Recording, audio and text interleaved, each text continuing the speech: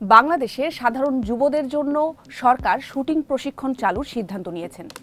বিশেষজ্ঞরা প্রশ্ন তুলেছেন সামনে জাতীয় নির্বাচন, তার আগে এখন কেন এমন উদ্যোগ? এমন উদ্যোগ নিয়ে কোনো সুস্পষ্ট নীতিমালা ও যথাযথ নজরদারি কি নিশ্চিত করা হয়েছে?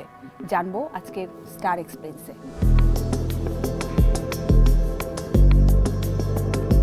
আত্মরক্ষামূলক মৌলিক প্রশিক্ষণ কার্যক্রম নামের প্রকল্প হাতে নিয়েছে বাংলাদেশ সরকার।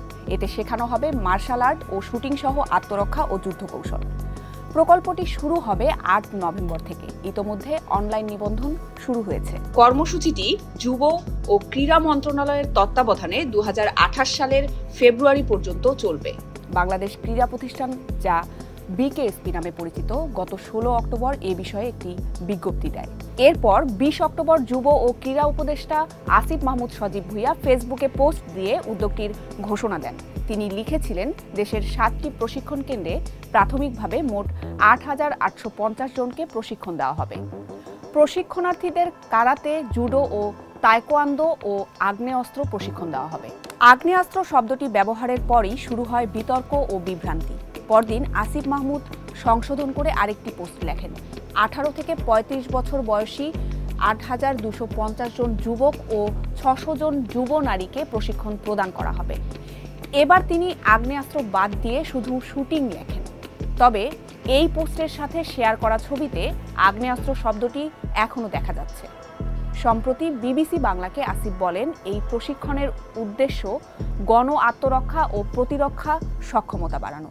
তিনি দাবি করেন, অস্ত্র ব্যবহারের কৌশল শেখানো হলেও লাইভ ফায়ারিং অর্থাৎ গুলি ছোড়া শেখানো হবে না। ইতোমধ্যে প্রায় ৮,০০০ আবেদন জমা পড়েছে। দ্য ডেইলি স্টারকে দেওয়া প্রতিক্রিয়ায় নিরাপত্তা বিশ্লেষক ও Bangladesh institute of peace and security স্টাডিজের সভাপতি অবসরপ্রাপ্ত মেজর জেনারেল মুনিরুজ্জামান বলেন, স্পষ্ট জাতীয় নীতিমালা ছাড়া এ ধরনের উদ্যোগ ক্ষতিকর হতে পারে। তার ভাষায়, এটা সম্পূর্ণ ভুল ধারণা। প্রধানত এ ধরনের কোনো জাতীয় প্রতিরক্ষা শক্তি বৃদ্ধির জন্য প্রশিক্ষণ নিতে হলে সেটার জন্য একটা সুনির্দিষ্ট নীতিমালা থাকতে হবে। জাতীয় পর্যায়ে সেটা সংসদে পাশ করা হবে। এটা কোনো হালকা বিষয় না। মনিরুজ্জামান অংশগ্রহণকারীদের যাচাই বাছাই ও তদারকি নিয়ে প্রশ্ন তুলে বলেন, কোন প্রক্রিয়ায় অংশগ্রহণকারীদের নির্বাচন করা হবে, কিভাবে নিরাপত্তা যাচাই হবে, প্রশিক্ষণের পর নজরদারি কিভাবে চলবে, এসব বিষয়ে কোনো স্বচ্ছ ধারণা দেওয়া হয়নি। তবে গত শনিবার বিকেএসপির প্রশিক্ষণ পরিচালক কর্নেল মোহাম্মদ গোলাম মাহবুব হাসান জানান, প্রশিক্ষণে তারা এয়ারগান ব্যবহার করবেন। বিকেএসপির ভর্তি বিজ্ঞপ্তি অনুযায়ী ১৫ দিনের আবাসিকে প্রশিক্ষণ ১১৪টি ব্যাচে অনুষ্ঠিত হবে। প্রশিক্ষণ কেন্দ্রগুলো হবে ঢাকা, কক্সবাজার, চট্টগ্রাম, খুলনা, বরিশাল, সিলেট ও দিনাজপুর।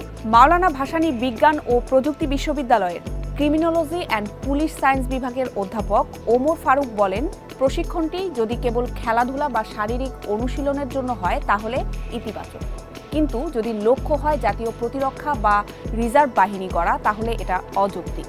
কোনো কাঠামো, গবেষণা বা পরীক্ষামূলক পর্যায় ছাড়া এমন কর্মসূচি রাষ্ট্র ও সমাজের জন্য বিপজ্জনক হতে পারে। তিনি আরও বলেন, অনেক তরুণ রাজনৈতিক, অর্থনৈতিক বা উগ্রবাদী শক্তির সঙ্গে যুক্ত এবং মানসিকভাবে দুর্বল অবস্থায় থাকে। এমন প্রশিক্ষণপ্রাপ্ত তরুণরা সহজেই কোনো পক্ষ বা মতাদর্শের প্রভাবে আসতে পারে। প্রশিক্ষিত ব্যক্তিদের মোকাবেলা করা কঠিন, যা নিরাপত্তা ঝুঁকি তৈরি করবে।